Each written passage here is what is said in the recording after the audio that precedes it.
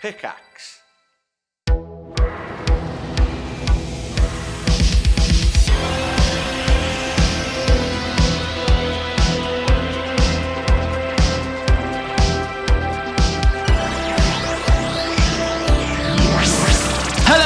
Welcome back to the Review of Death, your fortnightly home for Doctor Who news and reviews. I am Matthew Toffolo, and I am joined as ever by Billy Garrett-John. Say hello, Billy.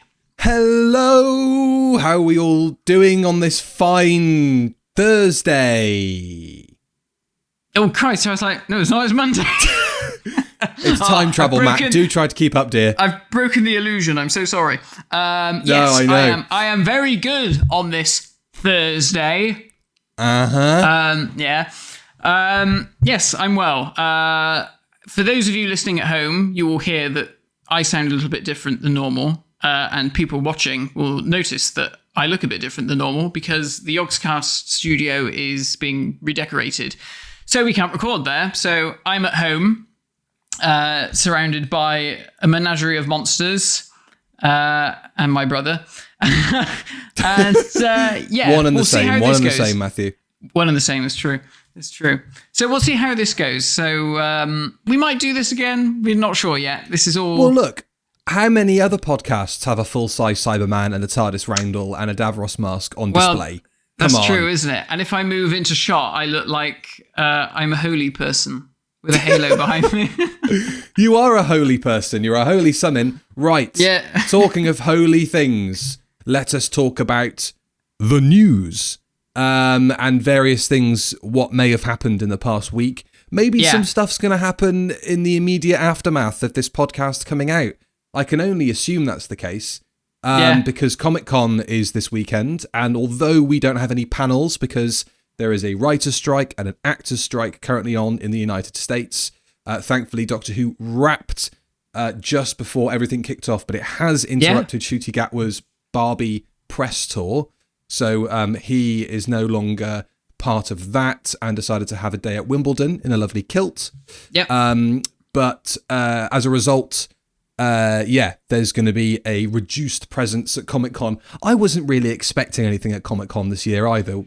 So it's a shame, really, because all of the other things announced that they weren't doing Comic-Con. Like Marvel said, we're not going to be there. Warner Brothers said we're not going to be there. Anyone who is anyone wasn't going to be there.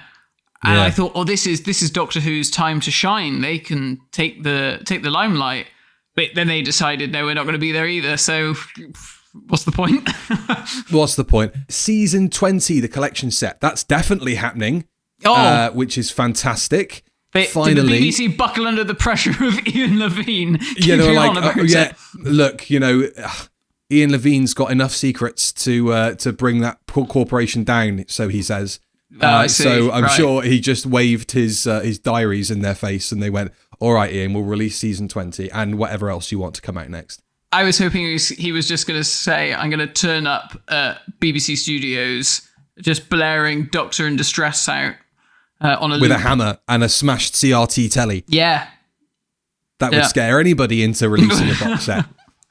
So we have got, it was announced with a fantastic narrative trailer.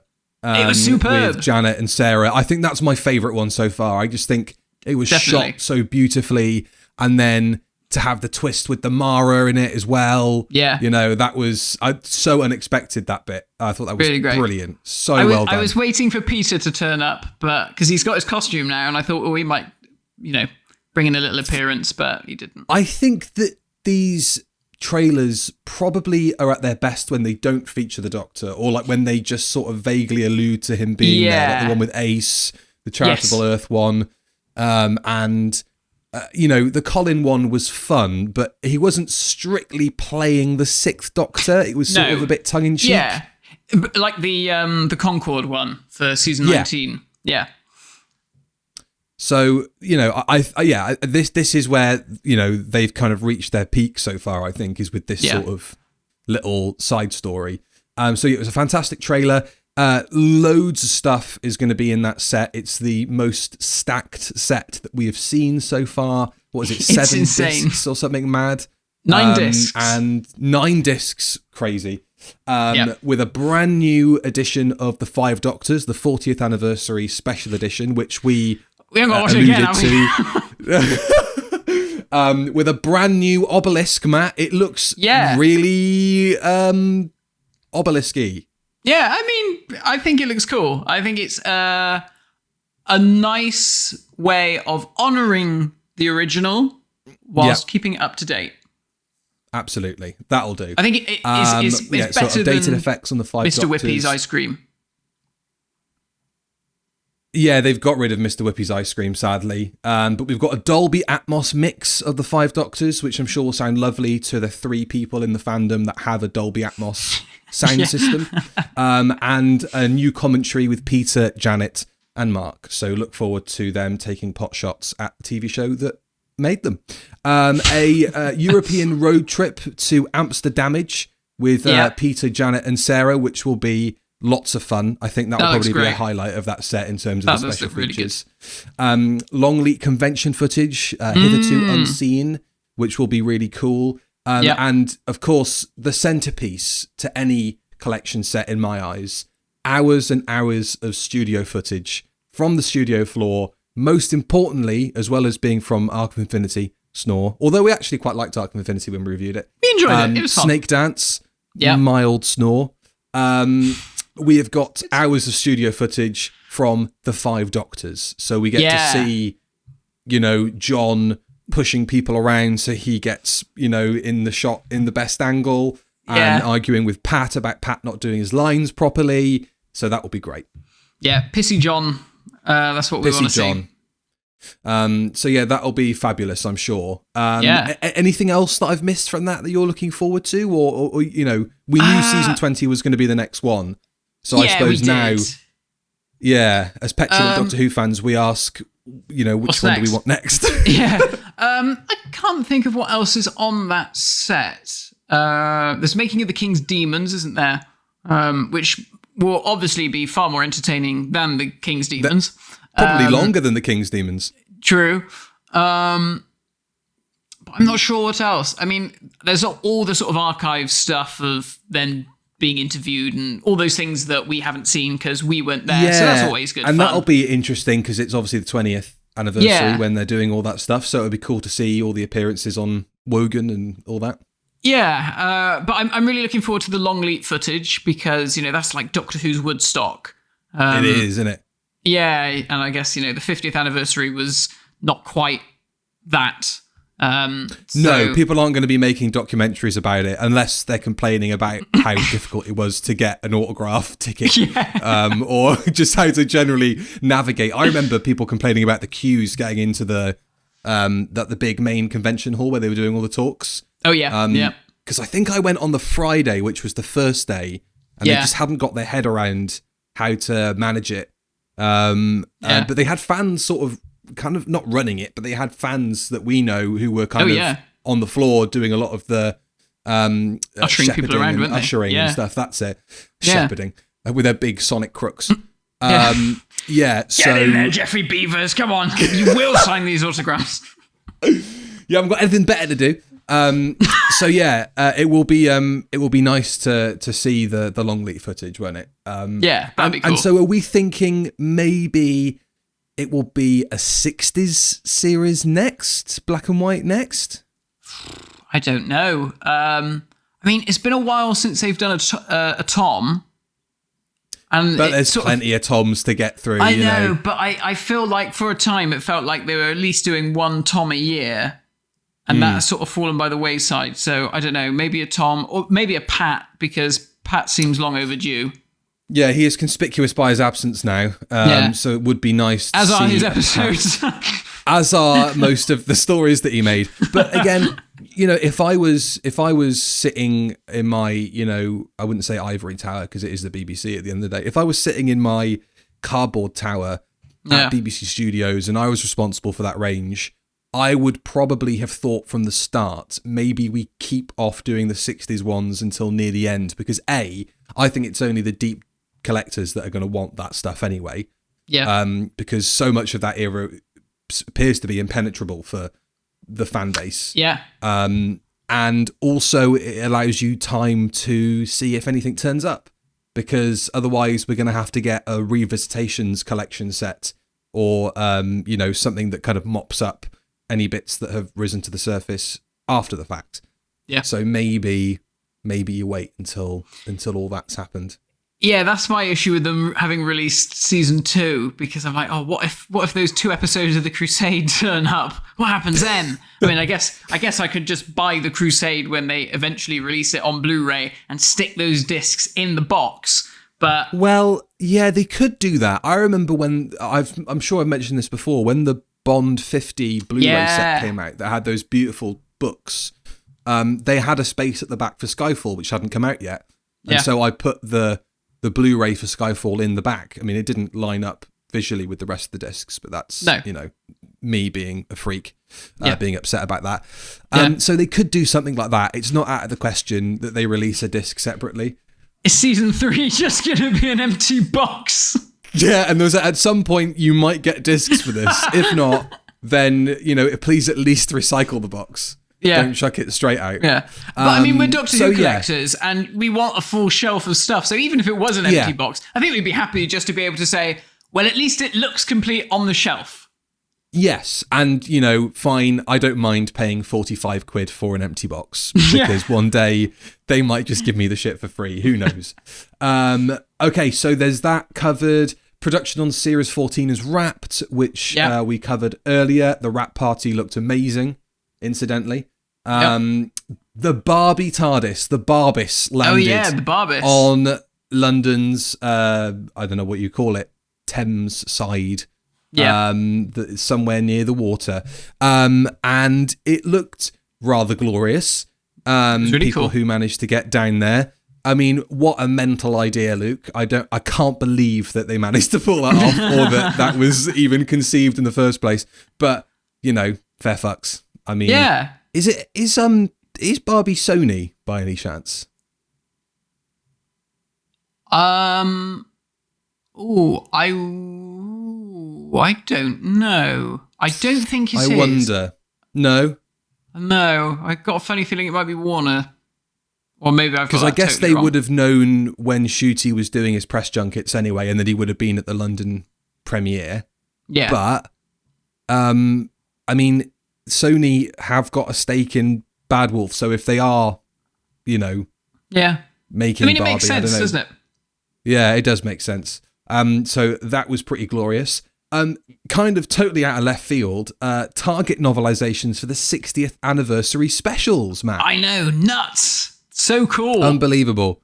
I mean, it's a really neat idea. I suppose it's only disappointing that we're getting them in the 61st anniversary year rather than the 60th, because they're coming out in 2024.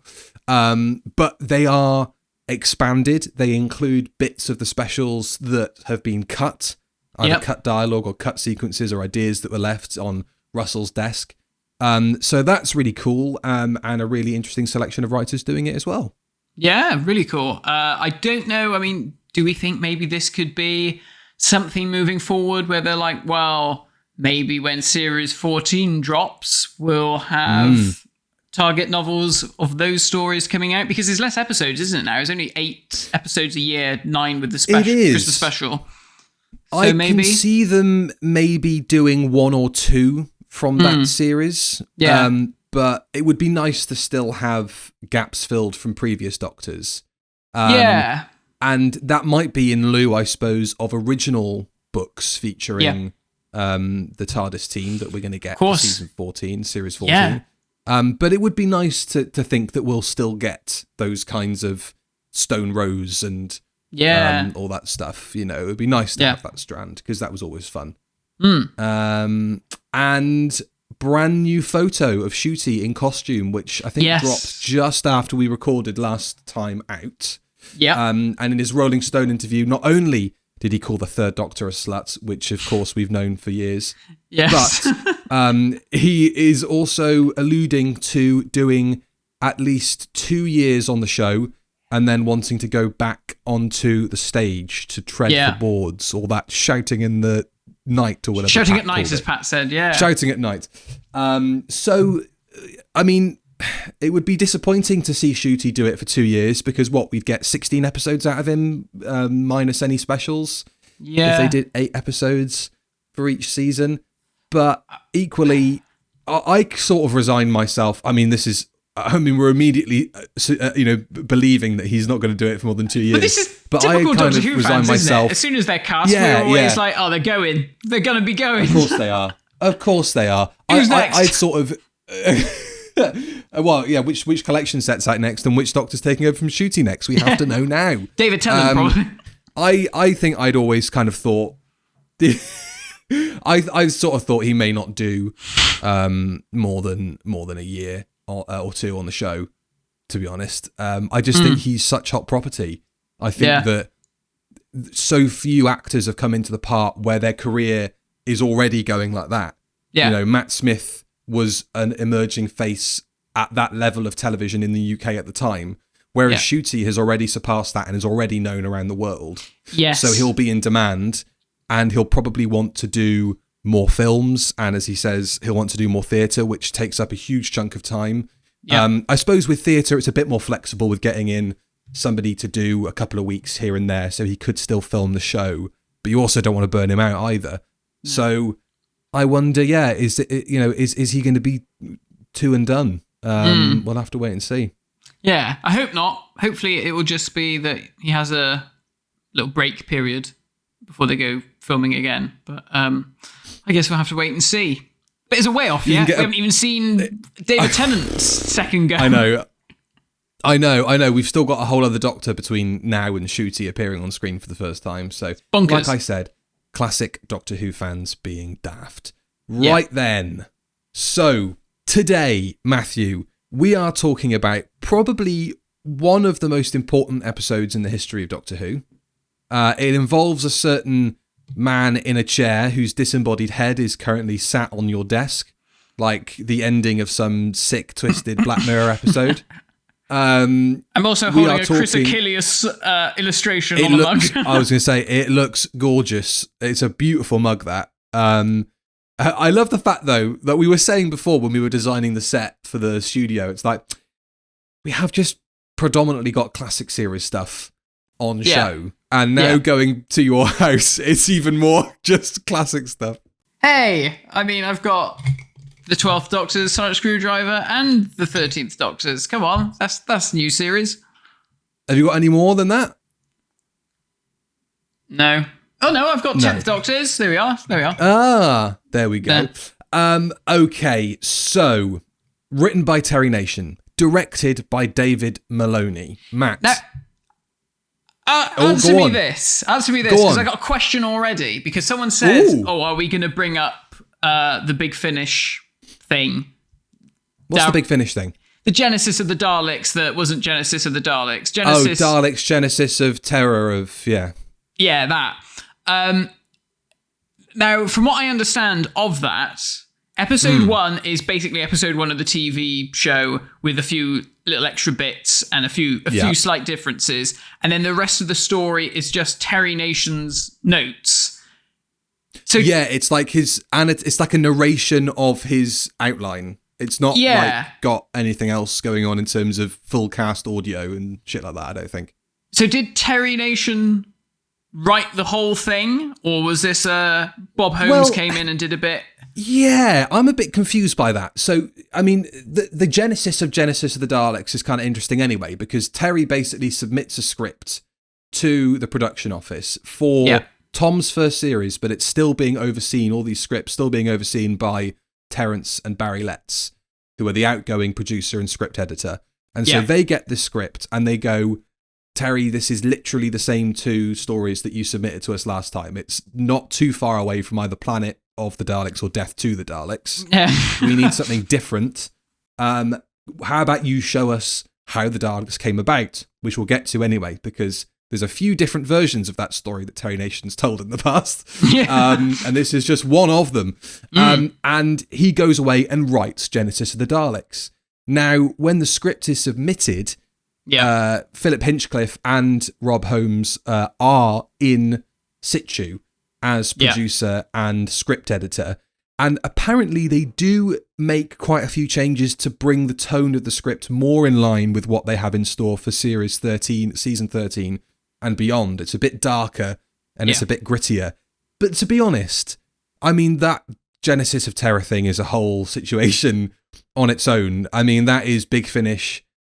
I think treating Doctor Who fans with a certain level of contempt. You will buy literally anything at this stage. But I don't know.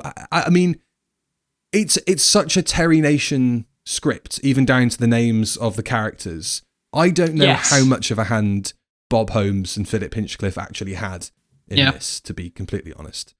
But there are hallmarks in there. You know, there are a few more, you know, kind of violent scenes. I certainly know that opening sequence with the soldiers being cut down in the wasteland, Terry Nation was not happy with that. Oh, really? He thought it was too scary for kids, and he didn't join Mary Whitehouse on the picket line, but he did sort of echo her sentiments that was maybe a bit too strong. Interesting. Okay. Because I put in my things, you know, that opening just immediately sets the tone for how bleak and just grim this story is going to be. It's fantastic. And it's great because, you know, you when you first see that opening, you think, oh, okay, this is going to be some sort of a historical. It's going to be a First World War story or something like that. And then for it to suddenly progress that you're like, wait, hang on a minute. These soldiers have, they've got rifles, but they're using Geiger counters, and they've got all this mishmash of technology, which is such a fantastic idea that this war has gone on for so long, that this war of attrition has just, you know, completely destroyed their technological advancements. It's so clever. It's so well thought out. I think the thing for me, you know, beyond that opening sequence, because the first 10 minutes of this story, I think, are peerless Doctor Who. Everything, I suppose, including, but up to the first studio sequence where they go into the Khaled trenches, is just masterfully paced. Yeah. And it doesn't feel like padding, even though not an awful lot happens in that first 10 minutes. But it's all about, as you say, setting the tone, setting the scene. And even if you didn't see anything else from the wastelands for the rest of the story and you were confined to the bunker, it would be very claustrophobic.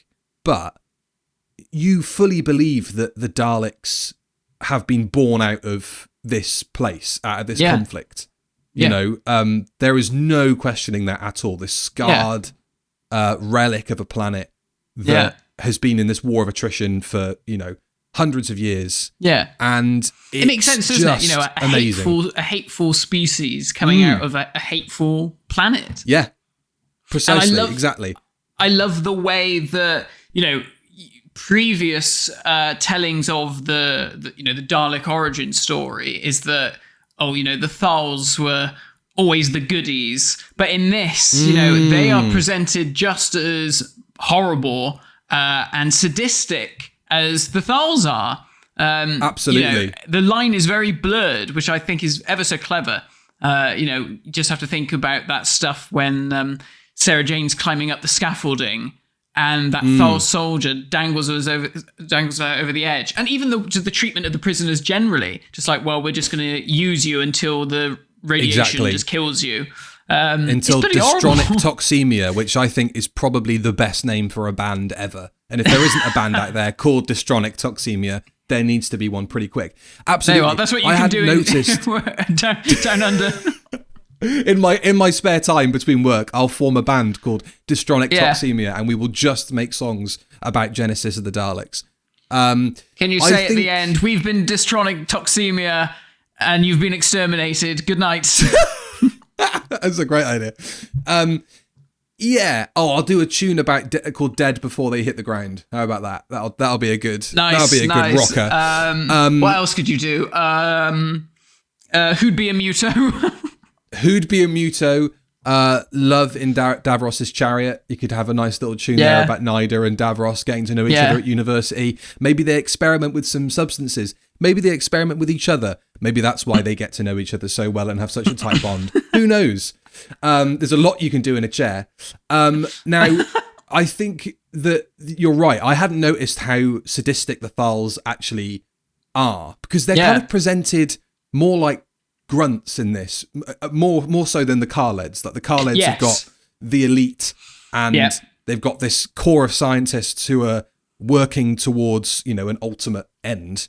And the Thals just seem to be very effective soldiers. They don't have the same level of technology or science.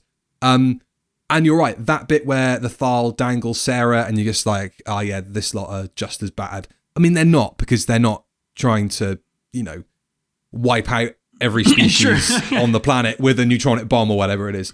But also, like, their disdain for the Mutos is exactly the same. He calls Sarah a norm. One of the Thal troopers calls Sarah a norm. Yeah. It's just, everybody's a bastard in this story. Nobody comes out of it particularly well. No. And the Mutos themselves, there's a great thing there of, just because they're ugly doesn't mean they're evil. It's been done a million times, but it works. But of course, you still have the ones that really are just, there's these savages that are scavenging around the planet. And it's a great idea to sort of think that, it's not just, the Daleks aren't just the ultimate end of all of this shit. There's so much more that's been going on. And obviously Stephen Moffat adds to that, doesn't he, with those hand mine things in his which are story. Probably the only good addition to this whole thing. I mean, fair enough, spinning an entire series opener out of one line. I mean, but it's an important line. Do I have the right? But I mean, fuck me, we should get back into that series, and we should talk about that series opener, because we probably should, shouldn't we? Especially now we're doing Genesis. Yeah. Exactly. This is the sequel to Genesis: The Daleks that nobody asked for and everybody hated. We've already just jumped straight into the story itself, but there is so much here to talk about. There is so much. There is so much story. There is so much narrative that, I mean, a lot of it is unspoken. Like all of these characters are so real. The elite. They have characters in there that I remember the names of still to this day. Yeah. And I've forgotten most of the names of the secondary and tertiary characters in Jodie Whittaker and Peter Capaldi's era. The second they disappear. But Ronson, Garman, General Kravos, General Raven, all of these characters are so real. And they are brought to life by such an exceptional cast. Yeah. They're all brilliant, and they've all got their own thing going on. Ronson is sort of, he's the moral side of the elite that is kind of a bit more, maybe a bit more cowardly is the wrong word, but he's certainly got a bit more of a perspective of what's going on here, and Garman is the man in the military, head of the military that is kind of rebelling against Davros, and you've got all these really cool, like, bits of political intrigue and all these moving pieces and stuff. It's so exceptionally told for a story that deep in political intrigue for an audience of children. It doesn't treat anybody like idiots. It just sort of tells the story as it is. Well, this is it. This is exactly what I've put in my notes, is that the reason why it works so well is that everyone is, they're very committed to the story that they're telling. It's not like one of those things where you sort of think, oh, well, that person isn't giving it their all, but they are. They're all doing it, on all levels. It's not just the actors, it's there in the script. The direction is there. The set design is there. The music, I mean, the score is one of Dudley's best scores, I think. Yeah. It really just adds to the whole thing. And these characters are amazing. Like, General Raven at the beginning, he's got that real, we know that it's an allegory for Nazism straight away because, he's there basically foaming at the mouth, ranting and raving about, Davros is bloody brilliant and he's going to wipe them out and this and that, and you've got poor Tom, rolling his eyes almost like, okay. But it's just so good. It's just such a real environment. It doesn't necessarily feel like, oh, we're in a studio on TV, in TV Center, like some alien planets are. because I guess it's all set underground and it's all in bunkers, the studio setting really works.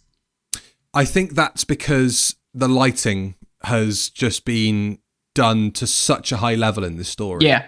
You know, Doctor Who often gets blasted for its game show lighting in studio sequences. See Warriors of the Deep, for example. That story could have been made so much more dramatic and so much more visually interesting if they had just turned the lights down, or they had done what Duncan Brown has done here, the lighting director, which is leave huge parts of the set just completely dark, and then have these spots of light that people walk through.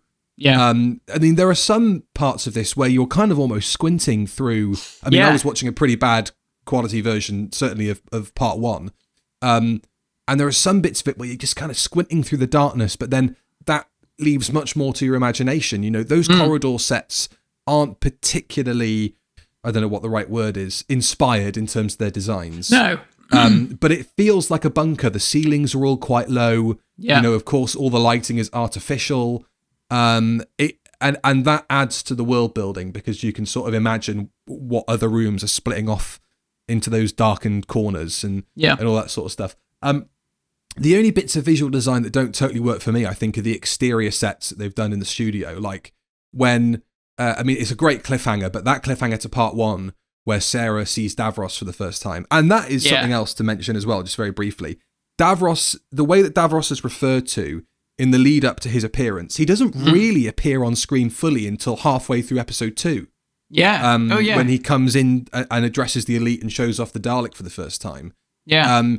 But, you know, Nida saying, well, Davros says there's no intelligent life on other planets, so either he is wrong or you are lying, and Davros is never wrong about anything. You know, like that line of dialogue, bang, I just pulled it out of fucking nowhere. It's just so... I've seen this story so many times.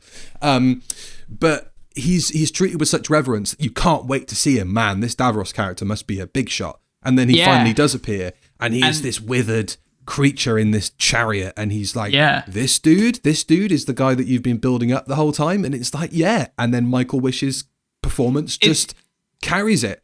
As soon as you hear that voice, you're like, oh shit, this guy really does mean the business. And everybody's terrified of him as well. Everybody is scared of him, even if they're kind of on the same, or they're closer to him in terms of superiority or rank within the elite or within the Khaled military. They are all terrified of him, and they all wear it. Well, that's it, isn't it? When the Khaled leaders come to see him and say, look, you know, we've been discussing this and you have to shut down your experiments, you can tell that they know that this guy, he could just do anything. And, you know, we might not even leave this place alive. But Davros is very clever, because I love the way throughout the story he gives them everything they want. He gives them everything they want just so they feel like, okay, well, we've got that control. And then he just does these wonderful, quite theatrical stage asides. It feels quite like a stage production, because they go off stage and then he turns to Nida or like to the audience, and he's like, haha, you know, they think that they've got the upper hand, but they're fools. It's so good. It's fantastic. And I mean, like you said, when he's introduced, the way that scene is lit, that he is basically in shadow, and all that you can see is the one eye and the console on his chair. Oh, it's just superb. It's really good. I think this has got some of the best interior lighting, sort of doubling for exterior, that Doctor Who's ever done, because it's not just like in that sequence. There's the bit later on where like Tom and Betten are hiding from the Daleks by the sandbags, and you've got the Daleks gliding past, and you've got that beautiful skyscape behind them, which is all like blues and purples and stuff. It's superb. You never really see anything quite like that in studio Doctor Who. And Terry Maloney David Maloney, has definitely looked at this and gone, how do we shoot the Daleks? And he's gone, well, you shoot them low, and you shoot them in shadow, and you shoot their silhouettes and all this sort of stuff. And like that shot is just iconic. Considering the fact they only have 3 working props in the entire story, and the other Daleks are just props that you can't operate, they make such good use out of them. You know, you only ever see 1, maybe 2 Daleks talking at any one time, and only towards the end of the story do you see all 3 props being operated. But it doesn't feel like that, underneath that scene with Betan and the Fourth Doctor, you can hear people screaming and Daleks exterminating and blasting people in the background.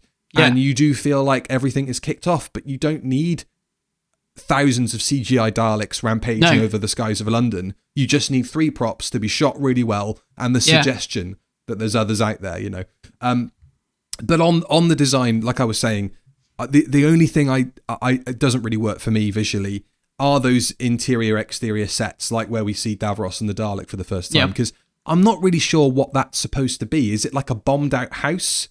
Is it... Because it's all brickwork, isn't it? And Sarah's sort of peeking through. Yeah, it is.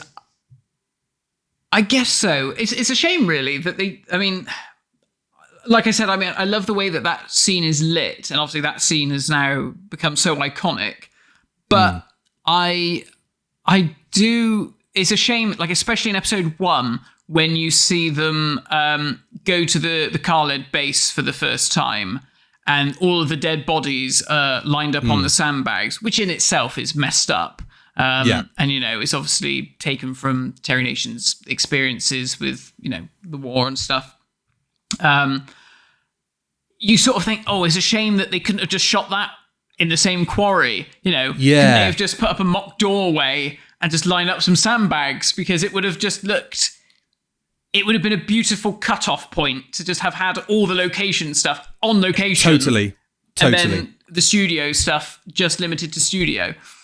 Because it's only like another 2 minutes of screen time that they're in the trenches for anyway. And I think that there is like quite a noticeable change, not only obviously in texture because you go from film to videotape, but also it goes from kind of daylight to nighttime very quickly. Yeah. Between those 2 sequences. And then you've got the gas attack, and that's a smoke machine with a green light being shone through it. And it's like, okay, that doesn't quite work.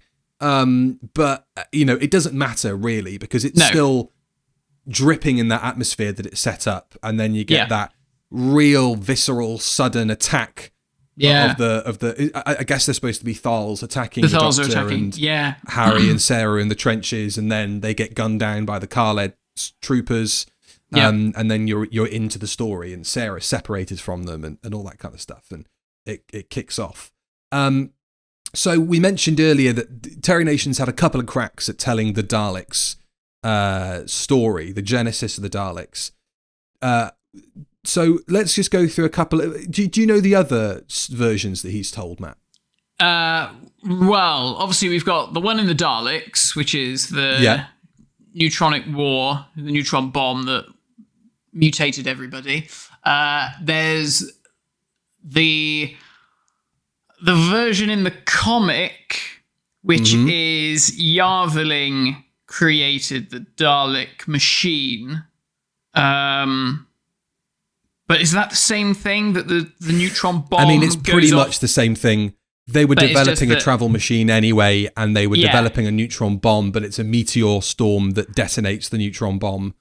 And then they have to mutate themselves, or they get mutated by the radiation and go into the support machines. Other than that, I can't think of any others off the top of my head. Well, there is one other. In the Radio Times Doctor Who special from 1973, Terry Nation writes a short story called We Are the Daleks, in which he asserts that the Daleks' home planet is in fact Amaron, not Skaro, and that the Daleks evolved from future humans that were artificially transported to the planet and were involved in an experiment and then put into the tanks. So that's about a year before he writes this story. So interesting. Whether or not they were just, Terry, look, they're doing this thing, they're paying quite well. Can you just write something up really quickly? Don't really think about it too much. And he was like, well, it's not on the TV show, so I can kind of write whatever I want. And he just had that in mind. I don't know. But I mean, that's even contradicting his original story, which by his own admission was write it, take the money and run like a thief into the night, or he's contradicting the comic book, which he had a massive hand in the direction of. Yeah, I mean, that's kind of disputed about how much he did and how much David Whittaker did and how much the other artists on the comics did. But it's pretty much, I think, most of Terry Nation's work, that comic strip. So it's kind of bonkers that you don't have an established history. I mean, this is before, obviously multiverses and canon was a thing that people stuck to. Not that Doctor Who has ever stuck to its own canon, but even within that small framework, nobody has decided, well, can we just figure out what the actual genesis of these characters is? Because we've kind of seen it on screen, 11, 12 years ago, but let's actually get what happened before our friends arrive on Skaro. And I suppose there is a bit of a, mental juggling of facts you have to do to connect Genesis to the Daleks. And when that takes place, because that's 500 years after the events of Genesis, right? I'll take your word for it, yeah. Something like that. I mean, but like the neutron bomb hasn't gone off yet, or have they already detonated it and that's why it's a wasteland? But when was that supposed to have happened? Yeah, that's true, isn't it? That's a very And then good how does point. Destiny fit into all of that then? Because if the Daleks takes place 500 years later, but then the Daleks come back to a subjugated Skaro and all the Thals are in, labour camps, and then they find Davros in the bowels of the bunker again. It's almost as confusing as unit dating. I don't know where any of this stuff fits together. Have you ever heard of the Time War? Have you ever heard of the Big Bang? Because that kind of resets everything. Yeah. Hey, look, trying to make sense of this is utterly pointless. So I think we should just move on. Yeah, I mean, I guess yeah.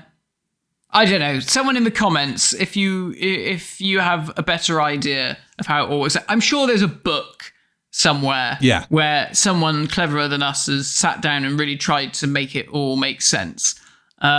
Make it make sense, please. Yeah, there you go.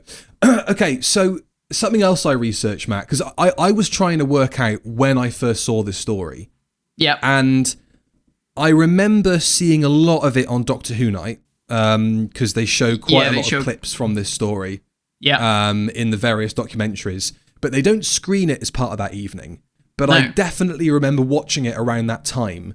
Yeah. And so I was going back and thinking, right, so when were the repeats on? When were the BBC Two repeats happening? And I found some interesting things about that. But then I was thinking, this has got to be one of the most reproduced Doctor Who stories in the history of the programme, in terms of, novelizations and then re-releases of all of those. Yeah. It was on LP as well, wasn't it? And on cassette, read by Tom. So it was, Matt. And so I have gone through, and to the best of my knowledge, I have listed every single release of Genesis of the Daleks. Right. This is going to blow your mind, right? So original broadcast, 1975. Yeah. Novelisation comes out the year afterwards, which is then reprinted in 1991 and then in 2016.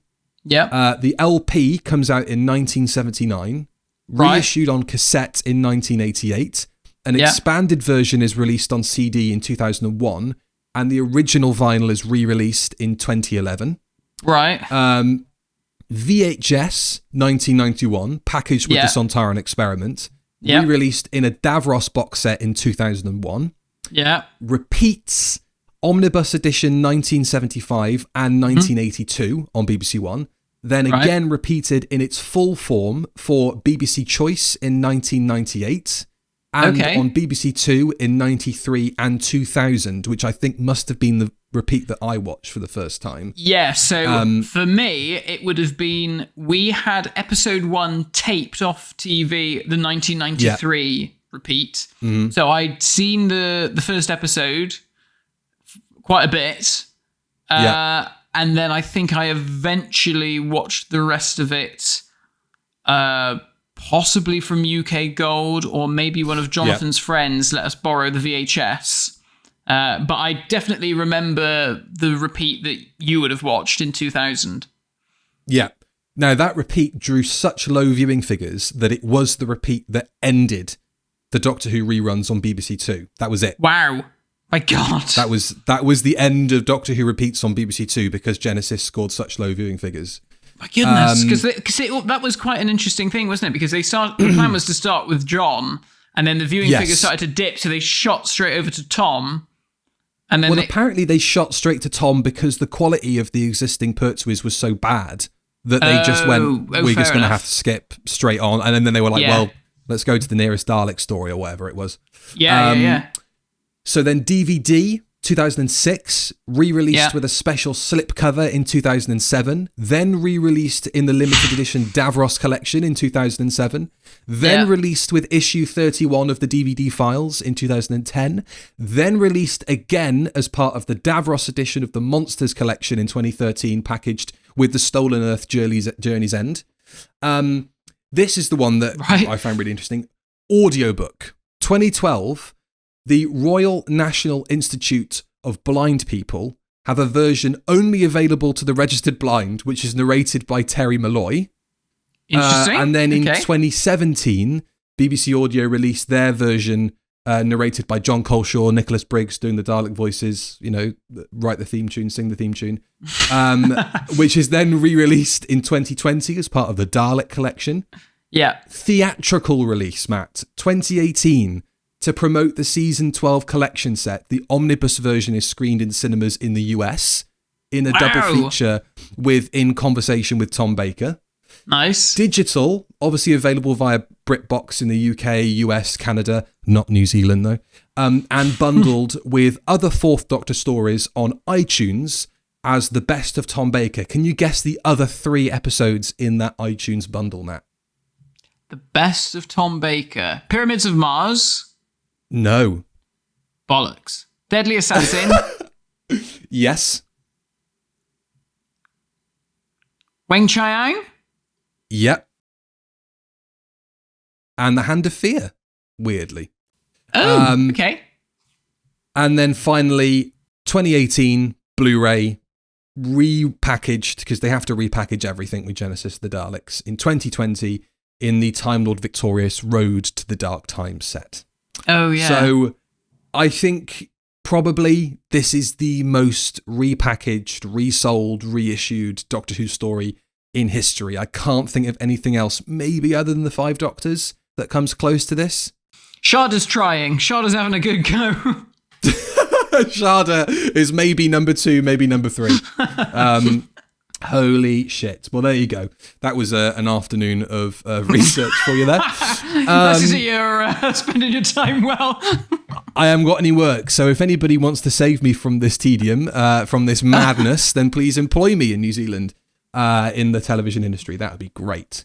So yeah, we've talked a bit about Michael Wisher as Davros.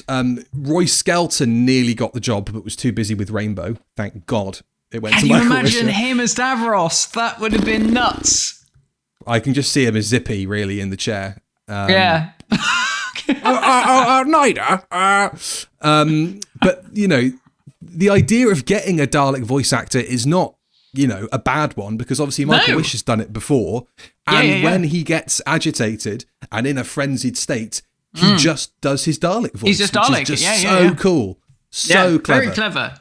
Very clever. But in the rest of it, like you say before, like he's got those asides, he's very measured, he's very assured. He apparently based those bits off of Bertrand Russell, the mathematician and logician guy. John Freelander comes off of another show in order to mould the mask for Davros, because he was so like, yes, I need to do this character. Yeah. And there are so many great moments with Davros in the story, but the 2 that really leap out to me is obviously the conversation with the Doctor in part 5 about the virus, because you do feel, obviously the Master is the Doctor's Moriarty, but in terms of being a scientific equal, although on opposite sides of the page, I don't think there's a better example of that between good versus evil than there is between the Doctor and Davros in that scene in part 5. I mean, I always say that Davros is my favourite Doctor Who villain rather than monster. And I think it's probably that, because as good as the Master is, the Master is, he's a bit of an idiot, and he's a bit daft, and he can have his silly schemes. But Davros is just evil, and no matter whenever he's portrayed on screen, and particularly on audio, his schemes are generally pretty messed up, and he just sees it in such a clinical way that it's just like, well, like take Revelation of the Daleks, the world's starving, the universe is starving, and people are dying. Well, why wouldn't you feed your relatives to each other?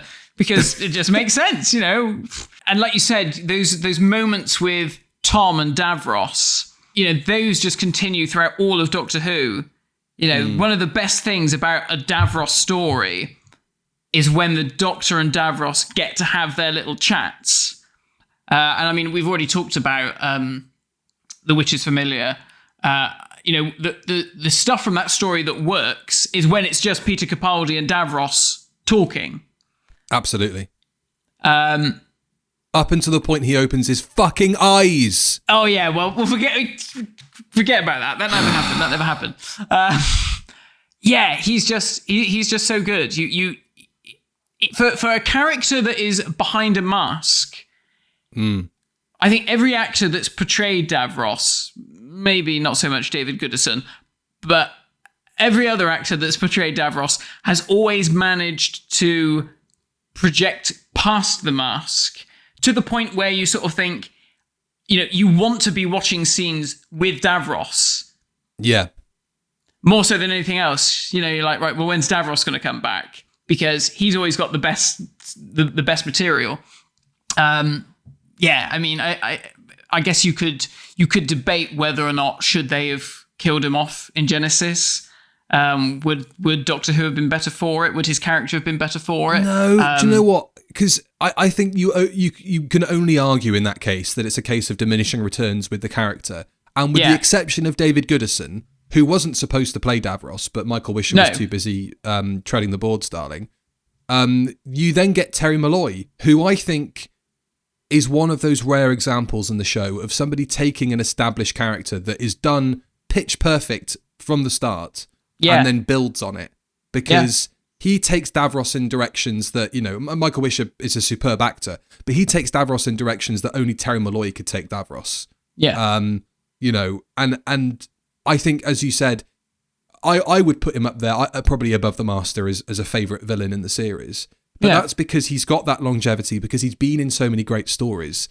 Yeah. And you wouldn't have got that if Davros had been killed off at the end of Genesis. I think they did allude to maybe shooting something where Davros is shown to have his eye still blinking or his hand twitches amongst the rubble of the bunker.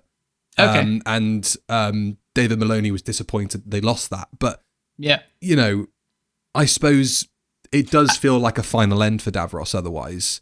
But he always gets away. And that's the thing about the Master as well that you like, is like, right, how's Davros going to get out of this? When that girder falls on him in Stolen Earth Journey's End. So he's going to get out of there somehow. It's just going to happen. I remember at the time when so many, obviously new fans were like, oh, it's a shame they killed him off. It's a shame they killed him off. I was like, you don't know this character. He always comes back. Always comes back. I mean, I still think one of the most brilliant little subtle pieces of allusion to the fact Davros is coming back in the show is Remembrance, when that dot is dropping at the bottom of the mothership, and they don't call attention to it. If you were watching it on a crap CRT monitor on broadcast, you may not have even been able to see that. Yeah. But it's such a great little thing to. Of course, Davros is coming back, obviously, and that reveal of him in Remembrance. God, we're casting our minds very far into the future. But that reveal of him in Remembrance, he still carries that weight as a character because of the job they did establishing him here. Holy shit, it's Davros. He'll always come back. He'll always find a way to survive, even if it's just a head. He'll always be there. And I think that's why it's good that they didn't have that shot of Davros, like you said, his hand twitching, whatever. Because imagine the surprise for audiences a few years later when in Destiny of the Daleks, there's all this talk about, and they're very careful about not saying, the Daleks are here for Davros in that first episode. They sort of skirt around it in the dialogue until the very end So yeah, imagine audiences' surprise when they see him and it's like, oh shit, he's literally exactly as they left him, sat in that chair. And then the light comes on and the hand starts twitching. I mean, that's beautifully directed. That sequence. It's beautiful. It's like out of a horror film. Another moment I love with Davros, and I think, I don't know if they did it on purpose to kind of bring it full circle, but Ronson prevents the Doctor and Harry being the first victim of the Dalek, and then subsequently ends up being the first victim of the Dalek later on. And that scene where he confronts the elites with Garman and stuff, and right, I mean, he's got no way out of this now without, enacting his plan, which is to use the Daleks to wipe out his own species and just have him and the Daleks remain. And it's the bit where he goes, I will go on. And it's like, okay, the mask has slipped. It's like such a lovely delivery from Michael Wisher that like, okay, that's it. He's cracked. He's gone. There is no coming back from this now. You're all fucked. He flicks the switch and all the Daleks flood into the room and blast everybody to bits. And then also having that scene play out on the monitor in Davros's office with the Doctor and Harry and Sarah all looking around and watching these people getting slain is just, it's really powerful, that bit. I think that's one of the most effective moments in the show in that episode is seeing their reaction to everybody getting blasted. And I think that's another thing that works really well is that the way that those exterminations are directed and acted, we've seen enough Doctor Who where people get shot with ray guns and they do like a pitiful fall over or whatever, and you sort of think, oh God. But in this story, there's clearly been a real discussion in rehearsals of like, right, when you get shot, this is the most painful thing you have ever experienced, and you need to really sell it. And they do really sell it. I mean, it's the and first everybody time else does as well. Like the way the elite shield their eyes from the ray, and it's the first time that you see a ray actually shooting out of a Dalek gun as well. Yeah. It's really, really cleverly thought out. For a series that you think, we've seen so many behind the scenes of Doctor Who's, and they're like, we have no time to do anything or really think about stuff, and we've just got to get on and do things. A lot of thought went into this. And I think that, David Maloney, you watch all of his stories, and all of his stories are like that. It's just masterfully done. It just really sells it. And I put in my notes, actually, talking about Ronson, I said something akin to, is Ronson like the most important character in Doctor Who history? Because if he didn't jump in at that point and the Doctor was exterminated, well, the whole of Doctor Who history could be completely changed, because Davros may have rose to power. The Daleks would have been a force that grew and took over the universe, and maybe the Time War, the Time Lords would have had their asses kicked. But I suppose that then he is treated with that reverence, because you don't see anybody getting blasted really up until that point. I know that the Daleks eventually go into the Thal City and they're blasting people left, right and centre. And I did also make in my notes, one of the criticisms of this story from people is that it doesn't really feel like a Dalek story because the focus isn't on them. But I think that's, obviously just because there's more interesting things going on, to be honest. Oh, definitely. They're not really let off the leash until partway through episode 5 when they finally get into the Thal City and they're killing people. But then that's like par for the course. Let's get back to the bunker. Let's get back to Davros and see what's going on.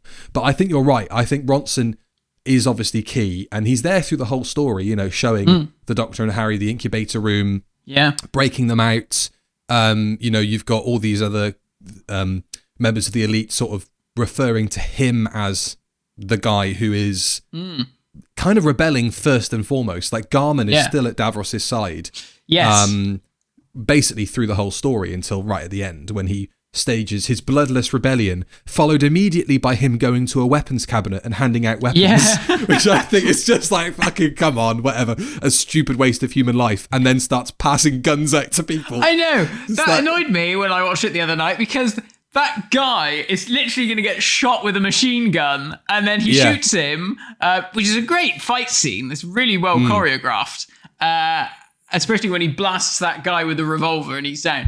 But yeah, for him to say like, oh, what a waste of life. He's like, he was going to shoot your mate. He was going to literally mow him down. And also, you have been complicit in Davros's experiments. Like, I think this is kind of all right by comparison, Yeah. Similar to what you were saying with Ronson and him being, one of the most important figures in Doctor Who history, I also have to ask the question, is Davros the last great invention of classic Doctor Who? Because I don't think anything else comes along after that really makes the same impression, like from a villain perspective or, established continuity about the Doctor. You've got all the kind of main baddies established that will just keep coming back now for the next 15 years. Yeah. But that's kind of it. In terms of the evolution of the show, you've got all the big baddies in place. Once Davros appears on the scene, there's not really an attempt to kind of better that. No. Obviously you have stories like Pyramids of Mars, but then you have a character like Sutekh, as brilliant as he is, and we've obviously talked about that at length. He doesn't come back, at least never on television, which, might be a good thing. So I think you're right, actually. I think there's never really a big bad. And even when the new series do big bads, there's always the old series big bads. Yes, exactly. And, you could say the Black Guardian, but he hasn't had, anywhere near the same sort of impact or longevity, Because I think, you could turn around to a person on the street and say Davros, and, I think you'd have more chance of someone going, oh, yeah, he's that creepy guy who's like Alpha Dalek. But if you said the Black Guardian, if you're like, what? Yeah. Mestor? Yeah. We haven't even touched on Nida yet. Played supremely by Peter Miles. Not Dalekian, but Peter Miles. Yeah. His performance is just immense, even down to when he's sort of walking into rooms where there are Khaled soldiers and the withering looks he gives them. He's dressing them all down when he walks around a room. He is this snivelling, conniving little shit, and he is firmly in Davros's pocket. And they don't even need to say anything, but you just totally read into it that they have known each other for years, and they have both been building to this. They've both been working their way up. Nida has obviously signed some kind of blood oath with Davros that whatever happens, I will be by your side. I believe in what you're trying to do. He is such a bastard, you can't take your eyes off him when he's on screen. Peter Miles is it's his best ever performance, I think. He's been in Doctor Who a couple of times, obviously. And he's always good. He's always good whenever he appears in Doctor Who. But this is just on another level of a performance. And, even the voice, he almost sounds a bit like Davros. Yeah. He's got They've that been hanging same around each other since uni, obviously... he's brilliant. And especially later on, when you have those little moments, it's such a clever performance where you sort of think, oh, maybe he's actually seeing the light, and maybe he's beginning to see that Davros is, a bit of a messed up character, when he sort of says that, when Davros is like, oh, I'll just destroy all of the Khaleds in the bunker, or in the city, in the dome. And he sort of says, oh, you'd go that far. And you kind of think, oh, he's going to turn. And then when you see him go up to Ronson, the Garman. And, Thank you. That's what I wanted to know. Oh, that is so brilliant. The way he just turns it on, it's amazing. It is such a clever performance. There's something kind of affable about him, isn't there? When he sort of... But then when you watch it again, smiles, knowing he's going to turn, and he goes, who can you trust? Who can you rely on? Yeah. And you just know, all he needs are those names, and they're all fucked. And he's done it all off of Davros's orders. It's a bit more, obviously written in the text, but it's just part of making this world feel alive and feel like, this is all connected and this is all happening, is when they go into Davros's office and Davros is safe, is only a level where somebody who isn't, confined to a chair can operate it. And the Doctor says, Davros never goes anywhere without you, Nyder, so you must open the safe for him. And I'd be disappointed when the safe didn't open, a bag of Coke and some porn mags didn't drop out with the tape. But, he is just, it's just so real, they are so beautifully crafted, those two. They are, it's almost a shame that Nyder does get offed. But when you think of Davros, he has to be the supreme leader. He has to be on his own. The Daleks are always going to, blast anybody that they suspect is going to get in their way of domination. And Nyder has to die in the same way Davros has to die. I'm almost a bit disappointed that Nyder's death isn't really kind of dramatic, because everybody else gets those deaths where they're kind of screaming and rolling around the furniture and stuff. And I think Nyder gets like a bit of a blast, and then he runs over to a console and kind of drags himself across it and then slides down a wall. But it's almost kind of creepy the way he doesn't make a noise when he's shot. He's just sort of, because it's the shock, isn't it? It's not just that he's been shot. It's the, shit, I've been shot. It's like, what? It's just brilliant. They're one of the best sort of double acts in Doctor Who history. Do you think Davros, in later stories, he keeps a little picture of Nyder stuffed in his chair and he just reminisces and thinks, I think on the anniversary of Nyder's death, he lights a candle for him, and a single tear trickles down from his eye, and he remembers the nights they shared in post-coital tryst.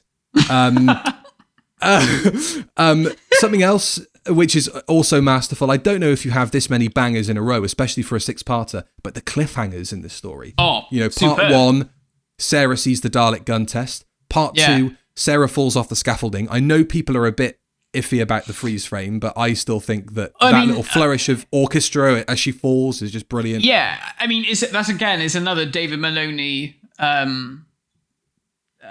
just signature, isn't it? That we'll have a freeze frame on the cliffhanger. And it's a bit of a cheat, but in the moment, it works incredibly well. And you just think, shit, that whole sequence is shot so well. It's amazing. It's amazing. And it's so horrible. The car-led guy stops her from falling and then gets shot, and then he goes down. It's really brutal. This could just be a Second World War film, from like the 50s.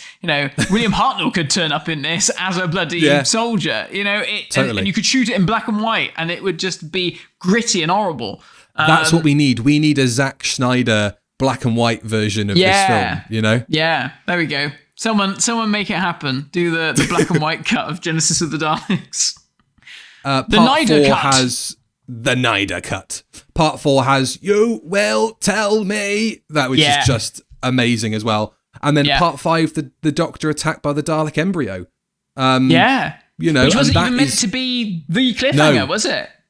I think Part 3 was supposed to be a Davros speech to end that part, but because it was underrunning, they then do the Doctor getting electrocuted on the rocket silo. Yes. But which is also really good. Well, yeah, which also works. Tom's really good at pain acting. I think we've said this before. I don't think anyone with does Sutek, pain. Yeah, and he always sells it because it always looks like it bloody hurts. It does. Yeah. And again, that's all shot from low down and really close up on his face, But that bit where the Doctor comes out of the incubator room and the zoom into his face as he's got this thing strangling him, it's a great bit of acting again from Tom, because he's just holding this thing up to his neck and is, acting that it's strangling him, and is so epic a cliffhanger that when they released the Genesis Dalek action figure set, they give you a Khaled mutant to wrap around his neck. Yeah, it's brilliant. And I love the thing with that is that obviously you never really quite see the contents of the incubators properly. No. It just looks like stuff, really. Yeah. And then when Tom comes out, again, you don't really see what the creature looks like. I love that they did that in those early Dalek stories, that you never quite got a glimpse of what was inside. It's only in the Five Doctors that you really see it. Yeah. Obviously now, in the new series, Daleks are opening their cases and sucking people inside themselves and God knows what else. Doing full bloody fucking soliloquies with their tops off, yeah. Yeah. Can I compare thee to a summer's day? So that's obviously exceptional. But believe it or not, Matt, I've got a couple of things I want to say that I'm not too keen on with Genesis of the Daleks. Well, I was going to say, I think this is a Doctor Who story that it is superb, and it is probably one of Doctor Who's finest. But there are, there's a couple of clunky bits. But being honest, but it's very minor.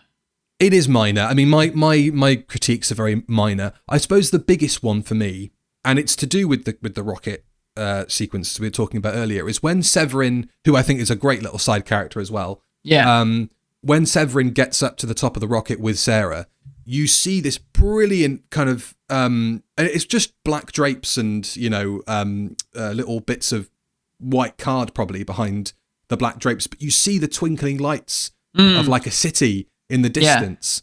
And obviously we meet the members of the Khaled High Council at some point as well. Nyder refers to the Fourth Doctor and Harry as civilians. But you don't see any of that.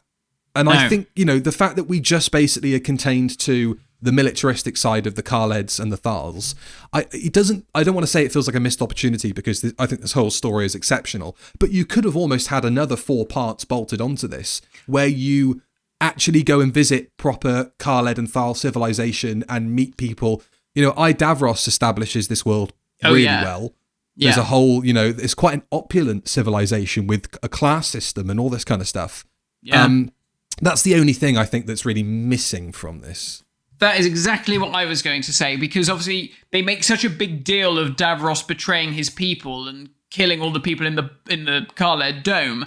But you're like, we never see those people in the Khaled Dome. They're just like an invisible number of people that may or may not be there for us, as far as we're aware. It is a slight missed opportunity that we just don't at least glimpse a little bit about life in the Khaled Dome so we can experience, how much of a big deal it is. If it was being made today, you would 100% have a character that, or maybe they would have gone to the Khaled Dome and met some people and, then when the dome is destroyed, the impact of that would have really been felt. That is from a story-wise thing, that is, the only criticism I would have. Obviously, the only other problem is giant clams, but even they're not too bad. Giant clams, the fact that they decided to do that bit again, where all three of the TARDIS team, they got away with it the first time, but the second time you go, fuck, come on. Obviously not. This is obviously a bad idea. I like that lovely bit of acting from Elizabeth Sladen where she just basically runs at it and then chickens out at the last minute and has to get pulled away. That's a lovely bit of direction as well, because obviously David Maloney knows there's no conceivable way that we're going to get her to trip up into these clams. So she has to sort of do some kind of mental bit of acting and physical work to try and get her near these clams so she can get pulled away. That doesn't really work. I think it would have been nice to see some more of Davros's creations as well. Obviously, we see the back of the Ice Warrior costume as this kind being of slithered through the vent. This crocodile thing. But again, that's another disconnect that I don't really get. What are they traversing when they're going through the wastelands? Because is it a petrified jungle? Because there's kind of like pillars holding things up that are made out of brickwork. So I guess this is like an old part of the city that they're traveling through, but it's not really elaborated on. It would have been nice to actually kind of know where we are. And also the fact that seemingly the Khaleds and Thals can just walk between the domes really easily. Like everybody just seems to be able to get from one dome to another with no problem. Yeah, that's true. You sort of, at the beginning, you feel like it's a real no man's land, but everyone is always turning up at each other's dome with with relative ease. Speaking of, and we mentioned Betan earlier, she's the only other female character in this story. And was originally written as a bloke. Really? in the script. Yeah, Wow. and David Maloney's like, Elizabeth Sladen's got to have a mate on set. I'm sure, like, we have to write in, a woman to be part of this cast as well. Yeah. But she feels very redundant, like you've got Severin. It's almost like, could you have had the car lead that helps Sarah up the scaffolding that gets shot? It's like, it might as well have just been him. And then considering the fact, the scene where the Doctor leaves Betan on the front lines with Severin, and then he goes into the wastelands and then immediately bumps into Harry and Sarah there, where they have their second confrontation with the clams. It's almost like, well, why couldn't he have just bumped into them a bit earlier? She just feels like a bit of a redundant character, I think. Yeah, very much so. I think Harry as well is just sort of there. It's obviously good to be able to split the team between the two domes, but you've only got two places that you need to be at any one time. Like, you may as well have just had the Doctor and Sarah, or just the Doctor and Harry. Yeah. And so much of the story is being told through the likes of Davros and Nyder, through parts of it. The real nitty gritty of the power play and that kind of thing. Yeah. I mean, there's some lovely character moments, obviously the bit in the minefield at the start, and, the Fourth Doctor is sort of beginning to soften, isn't he, a little bit to Harry when he saves him from getting blown up. But otherwise he isn't really used an awful lot. Like you said, he's just sort of there, sort of dragged along. Sarah has far more to do, getting in with the Thals and all that stuff. I wonder, as we said earlier, this was written when Barry Letts and Terence Dicks were still steering the ship. Maybe Terry Nation wrote it with just the Doctor and Sarah. Well, I think the plan was always that the Doctor after John was going to be an older Doctor. And exactly, the plan was so he'd need the younger guy with him. Yeah, so I imagine that we could have probably seen Harry breaking into the rocket to try and save Sarah. That probably would have been him. And then obviously Tom was, fit and young and could do it himself. Absolutely. I'm not really sure how the Thals progress from the militaristic grunts that we have here to the beautiful models that we get in the Daleks. Planet of the Daleks is a bit of a halfway point in that they are still militaristic, but they do look like models.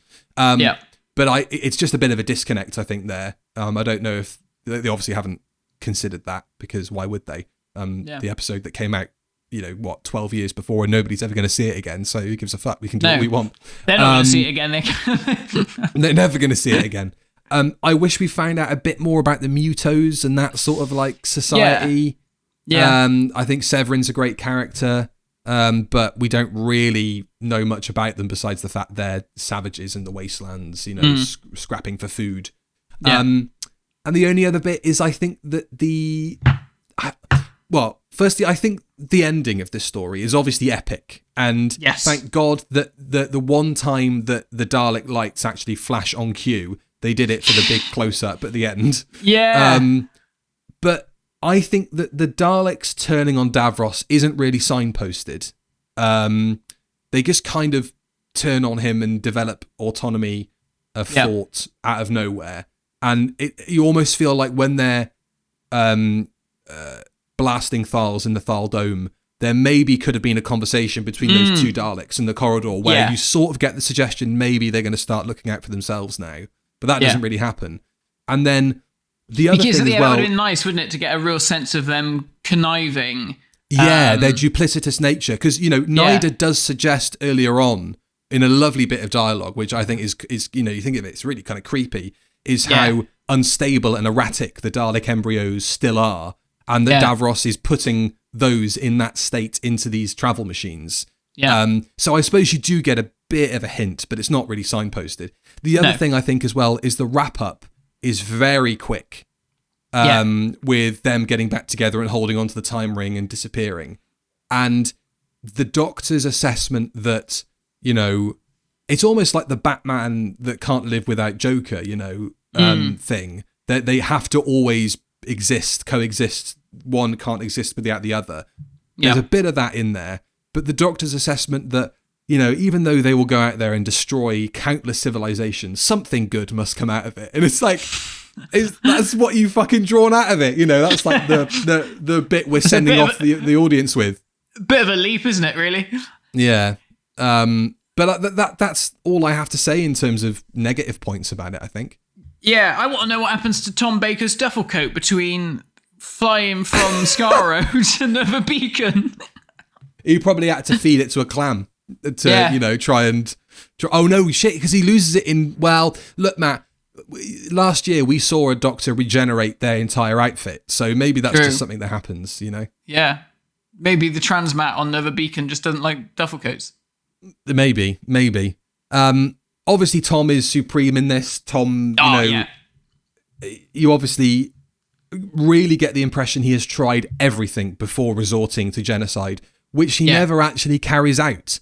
Like it's the Dalek rolling over the wires that does it. And even then, he only sets their development back by 1,000 years. And also, if you think about it, because they turned on Davros, they're never that effective ever again because they're always fighting against their own. The Daleks split into two different factions.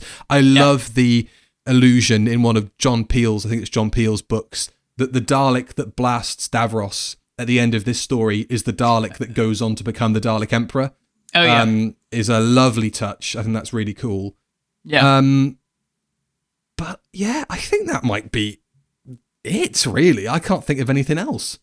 No, not really. I mean, I think the legacy of this story, I think one of the cleverest things that the legacy of this story has done is obviously the Time War stuff. I think Russell was very clever in taking this and going, right, if we're going to have a war between the Time Lords and the Daleks, where are we going to pin all this on? Well, let's pin it on Genesis of the Daleks. And it's interesting sort of looking back on it now, because I guess like I remember watching it as a kid, the Time Lord turns up and says, all right, we want you to destroy the Daleks. And it feels a bit weird. And you're like, oh, okay, but fine. But I think now with the benefit of hindsight, obviously, even though Terry Nation didn't plan for this, but within the lore of the series, you sort of watch that now and think, oh boy, this story is going to have such a huge impact for the rest of the series. And again, like very cleverly how Russell then tied in all the other Davros stories in as part of that with Resurrection and, trying to assassinate the High Council and all that kind of stuff. And I mean, what a story to pin all that on, because it's just so bloody good. It's just brilliant. It is. Terry Nation's netting, £300,000 in today's money per year for having invented the Daleks. Yeah. And you could pin it all on this one story. It's like, bro, I'll give you that money myself. It again, as you say, it does set up, obviously, retroactively, so much of the conflict that we have now between the Doctor and his arch enemies. Yeah. It does all kind of feel like all of the animosity towards the Doctor from the Daleks is pinned here. Davros obviously comes out of this and this conflict and is the ultimate baddie. It is a linchpin in which a lot of Doctor Who revolves around, to the extent, as we said earlier, that Stephen Moffat dedicated an entire series opener to answering a question posed, do I have the right, in this story? And, if a child was pointed out to be totally evil and all that sort of stuff, it all just comes from this story. We spoke a bit before in a previous episode when we did the 5 Doctors about those episodes that everybody's just accepts, okay, well, that's obviously great. That's obviously one of the best Doctor Who stories. I mean, this just is, again, there's a reason it nearly tops most polls. It's maybe a bit overly long. When we put out the tweet asking what people thought, nearly everybody was either, yes, it's the best Doctor Who story ever, or it's overrated. I think you can probably only say it's overrated from the perspective that it's a bit of a slog to get through if you're not used to a 6-parter. But it's probably the most watchable 6-parter, I'd say. I was going to say, when I watched it, I think I watched it over 2 evenings, and, there was no point where either of us, when we were watching it, went, we're at this point in the story, and it slows down to a crawl. It keeps moving. It keeps its momentum up, and I think everything that it does just helps build that world and flesh out those characters in such a lovely way. And again, it's down to the actors who are just so committed to it. I think they just knew, didn't they? I think they knew that they had something that was pretty golden to work with. So they were like, well, look, shit, let's do our best and sell it as much as we can. Absolutely. And on that, I think that's Genesis of the Daleks tied up with a nice little bow. We wanted to do a couple of big stories for the 60th anniversary year. I couldn't think of many bigger than Genesis to do. For good reason. It stands up as one of the best Doctor Who stories of all time. It just really is exceptional. Next time, we're not coming back to Earth with a massive bump, but maybe a bit of turbulence. We're going to do Planet of the Ood with the 10th Doctor and Donna Noble. Oh no, Planet of the Ood. Oh, sorry, I Matt, thought you were thinking of Planet of the Dead. Oh, sorry, no. Planet of the Ood. That's good. Sorry, no, Planet of the Ood is fine. Planet of the Dead. I was like, why are we watching that? No, Planet of the Ood. Oh, I like Planet of the Ood. Don't worry. I mean, we could have done Planet of the Dead if we wanted to do a special in the run up to 10-2 returning, as people are now calling him, the 14th Doctor. Right. But no, I think Planet of the Ood is where we're going to head to next. If you enjoy the podcast and you want to have more of it, go over to the Patreon, because if you pledge £3 a month, it becomes a weekly podcast rather than fortnightly. And you can enjoy the commentary, which was just released, of Just Who on Earth is Tom Baker, which needs to be seen to be believed. And the other day we recorded our commentary for Wartime, starring John Levine. And Michael Wisher. If you haven't had enough of Davros, look no further. And there's a couple of lines in there which I think he's been told, can you just do it like Davros? Yeah, he goes quite Davros at one point, doesn't he? He does. So that's worth jumping on board for. Just released a Q&A as well, which was lots of fun. And you can join the Review of Death Discord as well and keep the podcast going. Yeah. Well, in that case, I guess it's time for us to sign off. So we'll see you next time for Planet of the Ood, not Planet of the Dead, as I so foolishly thought was said. Planet of the Ood. Our first time we've done a nude story. Oh no, we did Doctor's Wife, but that's not really a nude story, is it? It's not a nude story. And Flux. And in Flux. So join us then for some more David Tennant. We've done a lot of David Tennant recently. Yeah, I know. Thank you very much to the folk that were pointing out on the Review of Death Discord that we haven't really done a lot of second or first Doctor stories, or ninth Doctor stories for that matter. So I will definitely do a first Doctor a little bit later down the line. We've definitely got a second Doctor coming up after Planet of the Ood, for which we may be joined by a special guest. Oh, yes. We are definitely going to be looking at some more black and white stories as the 60th anniversary progresses. But maybe, we'll take a bit of a break from the 10th Doctor as we come up to the specials later this year, because he's going to be all over our screens. That's true. And Donna. Yeah. But I think it's nice that we're going to revisit that little era just as a little taster for what we've got to come later this year. So, yes, thank you all for listening, watching, and everything else. If you enjoyed this, let us know in the comments below. Like, subscribe, tell your friends, and we shall see you all next time for Planet of the Ood. Goodbye. Bye-bye. Do I have the right to watch Planet of the Ood? No, certainly not. That's shite. If I touch these two Ood tentacles together and titillate You'll go,